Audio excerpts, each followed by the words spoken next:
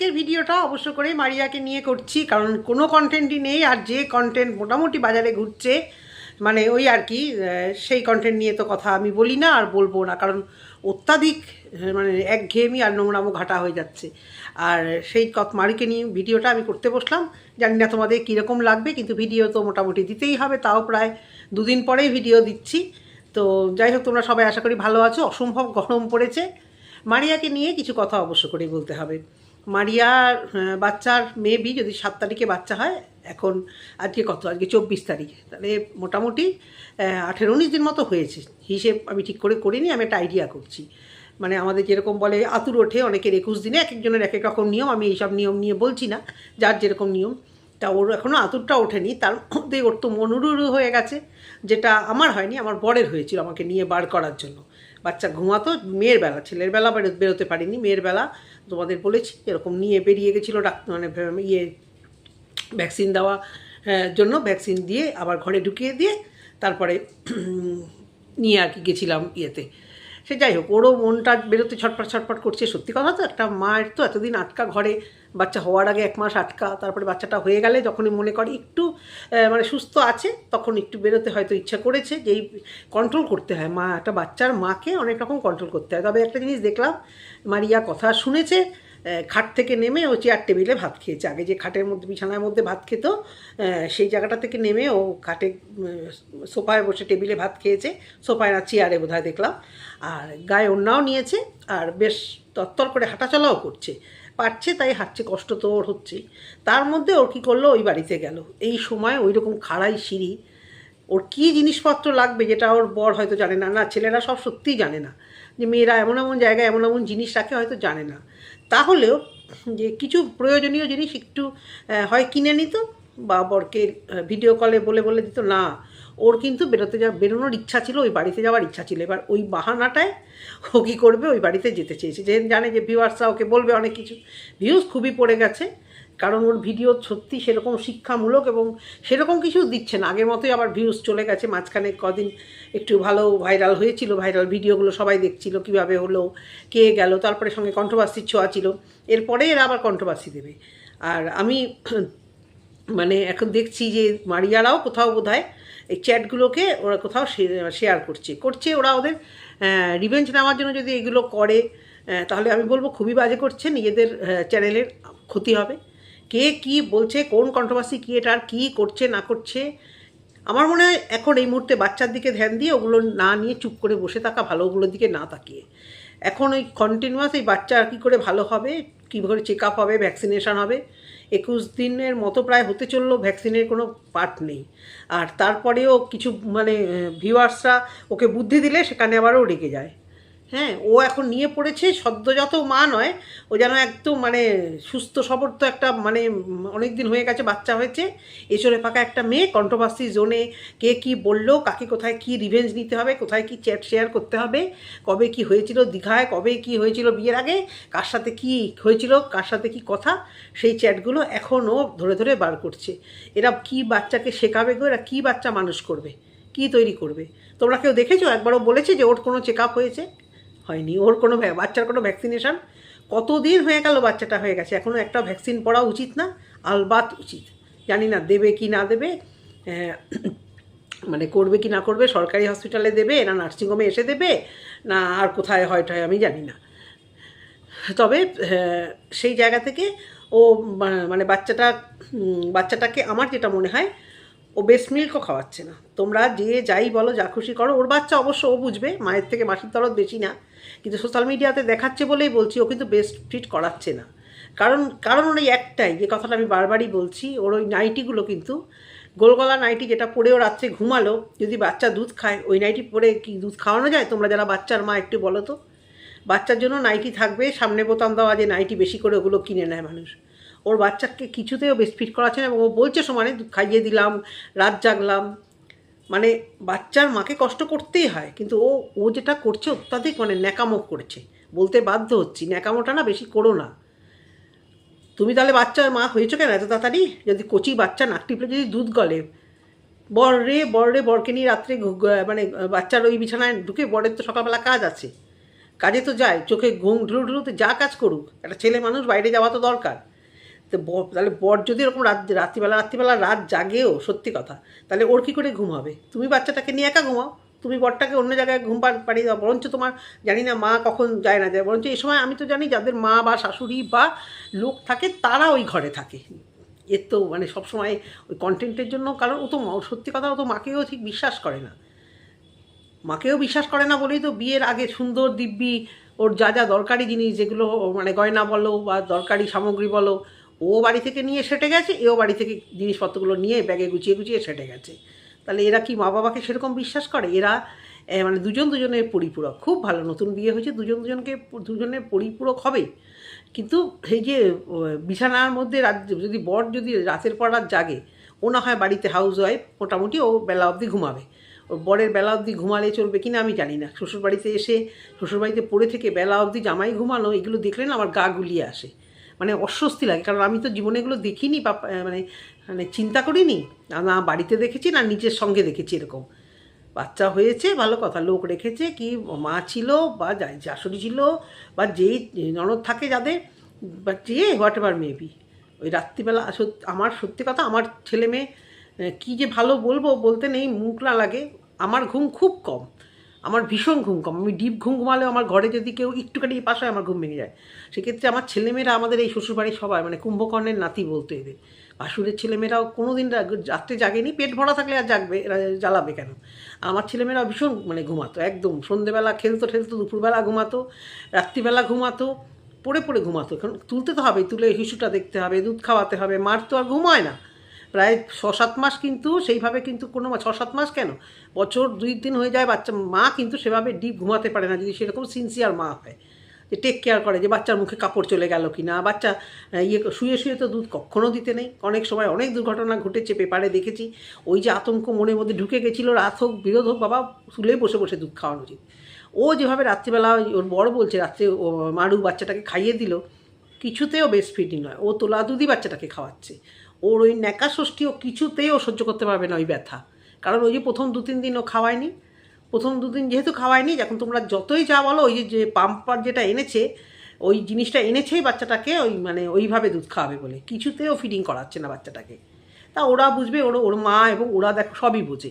আজকে সব বোঝে বলে মারিয়া যখন হাঁটে, তোমরা লক্ষ্য করেছো হাত পাগুলো কীরকম বাঁকা বাঁকা? কারণ দেখেছো কোনো দিন মেসেজ করতে বাচ্চাটাকে, মেসেজ তেল লাগাতে, মানে ভালো তেল, অলিভ অয়েল ভালো ভালো বলছি না, আমার বাচ্চাদের দুধের স্বর দিয়ে, ওই দাই মাঝে আসতো দুধের স্বর দিয়ে উনি মালাই করতো, দুধের স্বরের সাথে ময়দা ই করতো, প্রচুর দুধের স্বর হতো তখন আমাদের এখানে। ওরকম দুধ পাওয়া যায় মোটা দুধের, ব্রিজবাসী দুধ টুধ বলে, অনেক ওইখান থেকে বাড়িতে দিয়ে যেত, এইরকম মোটা তার স্বর পড়ে। দুনিয়ার মারোয়ারিরা ওই দুধগুলো খায়, আমার তো গা গোলায়, আমি তো জল নামিয়ে খেতে পারতাম না, কতটা জল মেশাতাম অত সেটার শটটা নেওয়াই হতো, এই শটটা ওই বাচ্চাদের গায়ে মালিশ করার জন্য। হ্যাঁ, মারোয়ারি ভদ্রমহিলারা আমাদের বাড়িতে জিজ্ঞাসা করতো যে বাবুকে কেয়া লাগাতে হয়, ইতনা স্কিন গ্লেজ হয়, ইতনা স্কিন মানে চকচক চকচক একদম করতো, কোনো র্যাশ ছাড়া। তো যত্ন করতে তো হবে, ওর বাচ্চাটা ফুটফুটে খুব মিষ্টি হয়েছে, কিন্তু যত্ন করতে হবে। আজকে মারিয়ার হাঁটলেই দেখবে ওর পিঠটা কুঁজো, আর দুটো পায়ে ধনুকের মতো বাঁকা, সঙ্গে দুটো হাত। লক্ষ্য করবে তোমরা, ওকে দূর থেকে যখন ভিডিও ওকে করে ওর পর যখন হাঁটে, দেখবে ওর ফিগারটা, তার মানে কি ছোটোবেলা থেকে ওর মা ওকে কিচ্ছু মালিশ টালিশ করেনি, টান টান করে মালিশ করেনি, এবং উইক ছিল বলে ও পুরো কুঁজো আর হাতগুলো বাঁকা, বিচ্ছিরি লাগে যখন হাঁটে। মানুষের দেখবে একটা পার্সোনালিটি কি, তার ফিগার আর হাঁটাতে, না রঙে না খুব বেশি রূপে। অনেকে আছে দেখতে রং খারাপ থাকলেও তার পার্সোনালিটি, তার স্মার্টনেস, তার হাঁটাটা, ওর যে ড্রেসই পরে ওকে পিছন থেকে জঘন্য লাগে দেখতে যখন হাঁটাটা দেখায়, একদম হাতগুলো পুরো ধনুকের মতো বাঁকা। এবং কালকেও যখন বাড়িতে গেছো আমি এটাই লক্ষ্য করছিলাম যে ও বাচ্চাটাকে মালিশ করে না, ওর মা ওকে এটাও নিশ্চয়ই শেখাবে না, অনেক কিছু করতে হয়, যেহেতু ছেলে বাচ্চা, তাই না?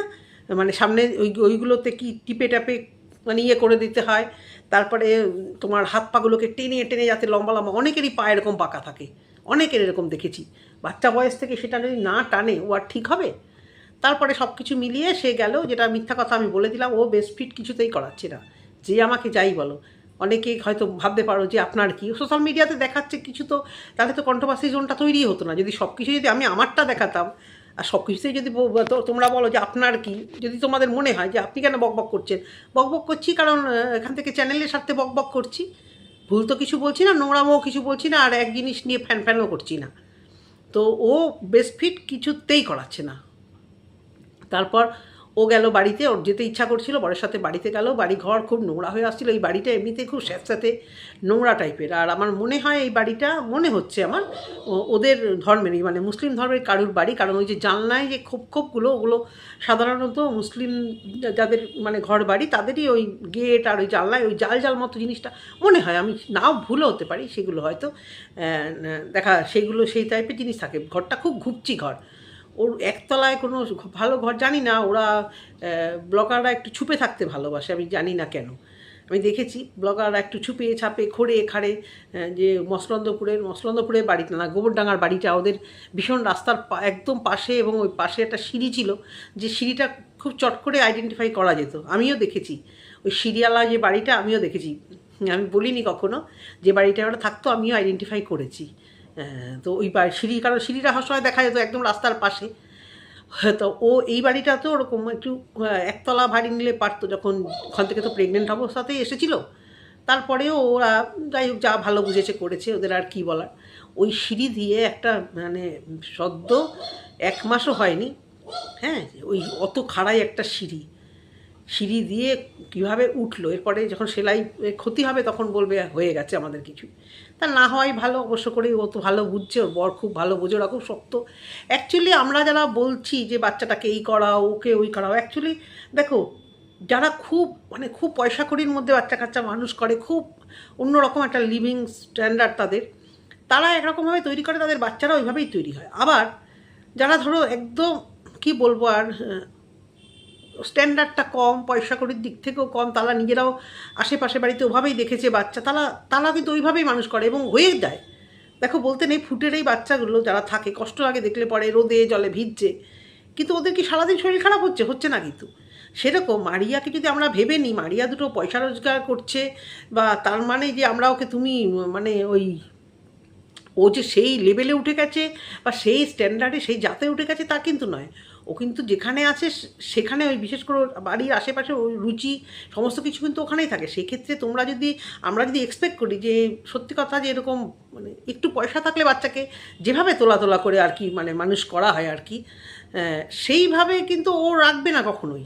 ওরা কিন্তু ওই চিন্তাটা করবেই না কখনো। যেমন তোমরা প্রিয়াকেও দেখেছো, যে আমরা সবাই বলছে প্রিয়ার বাচ্চাকে স্যান্ডউইচ বানিয়ে দাও, বাচ্চার জন্য ওই করো, বাচ্চার জন্য এটা কেনো, একটা সেই এই কেনো। ওরা কিন্তু ওইভাবে খরচা করবে না, ওরা কিন্তু ওই মাটির মধ্যে ইয়ের মধ্যে লেত্রে ফেদরে ঘেতরে ওভাবেই কিন্তু মানুষ হবে। আমি কিছু খারাপ বলছি না, কিন্তু আমরা যারা মানে ভয় পাই, আমরা ওগুলো করতে ভয় পাই, কারণ আমরা ওগুলো সাহস আমাদের হবে না। তো কিন্তু ওভাবেই চলবে। সিজার হয়েছে, ও উপরে গেছে, ওর মা কিছু বলেনি, ওর বর কিছু বলেনি, আর ওই জন্যই গেছে উপরে গিয়ে ঝাড় দিচ্ছে, ঘর গোছাচ্ছে। কী করে এসেছিলো বাসনগুলো, এই রাত্রিবেলা তো শরীরটা খারাপই হয়েছিল, তারপরে তো ওরা বেরিয়ে গেছিলো এমার্জেন্সি। তাই অনুপম তো সব কাজই পারে। তা অনুপম যখন সব কাজই পারে, তাহলে এই মারিয়াকে টেনে টেনে এখন ওদের কাজটা কি? এখন কাজ হচ্ছে মা সুস্থ হবে ভালো করে, মা বাচ্চাকে যত্ন করবে, বাচ্চাকে চান ঠান করাতে তো দেখি না এখন অবধি, করিয়েছে টুয়েছে না, এইসব কোনো কন্টেন্ট ওরা দেখায় টাকায় না, জানি না আমি, কিন্তু চান তো করানো উচিত, আমার তো তাই মনে হয়। একটু গা হাত পা পুচিয়ে টুচিয়ে একটু উষ্ণ গরম জলে গামলার মধ্যে ফেলে, এগুলোই তো কন্টেন্ট হওয়া উচিত, তা না আল ফাল ঝাল কোথা থেকে ছ্যাবলামো, কোথা থেকে নিয়ে কন্ট্রোভার্সি ক্রিয়েটারদের উত্তর দেওয়া, এই সমস্ত যাতা। একটা ফুটফুটে বাচ্চা সুন্দরভাবে গায়ে তেল মাখিয়ে গামলা রাখে, একটা উষ্ণ জল দিয়ে গামলার মধ্যে এরকম হালকা করে বসিয়ে, আমার যে দাইমা আসতো, আমি তো মানে আমি 6 মাস, আমি দুটো বাচ্চার, একটা বাচ্চাকে আমি 6 মাস হয়ে গেছে প্রায় চান করাইনি না। ছোটোটাকে তাও বোধহয় ধরেছিলাম, বড়োটার বেলা তো সাহসই হয়নি।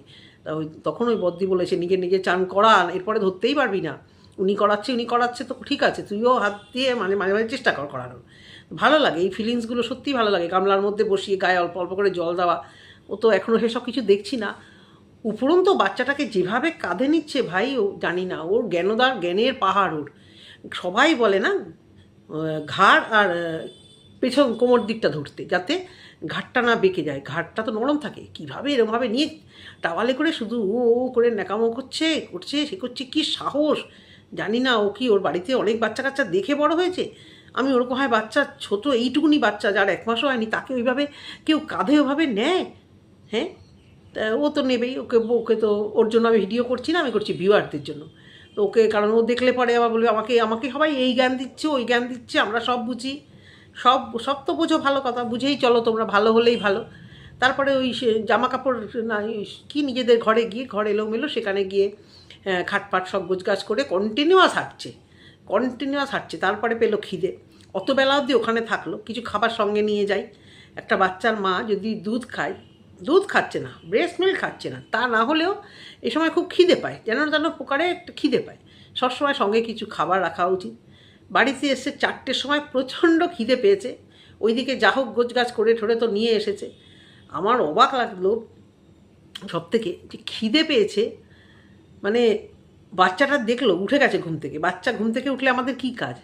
বাচ্চা ঘুম থেকে ওঠা মানেই, আমাদের শ্বশুর বাড়ি থেকে প্রথম যখন এরকম বাচ্চার মা হয়েছি, সেকেন্ডবেলা তো সবই জানতাম, সবসময় এই সমস্ত কথা কানে দিত, ঘুম ভাঙা মানে আগে দুধ খাওয়াবি। ও ঘুম থেকে উঠে গেছে মানে ওর পেট খালি হয়ে গেছে, তাই ঘুম ভেঙে গেছে। ওর বাচ্চাকে ও ঘুম থেকে ওঠা দেখলো, ওর মা ওকে কোলে নিয়ে বসে আছে, বললো আমি এখন অনেকটা ভাত খেয়ে নিই, আমি এখন খাবারটা খেয়ে নিই, তারপরে ওকে খাওয়াবো।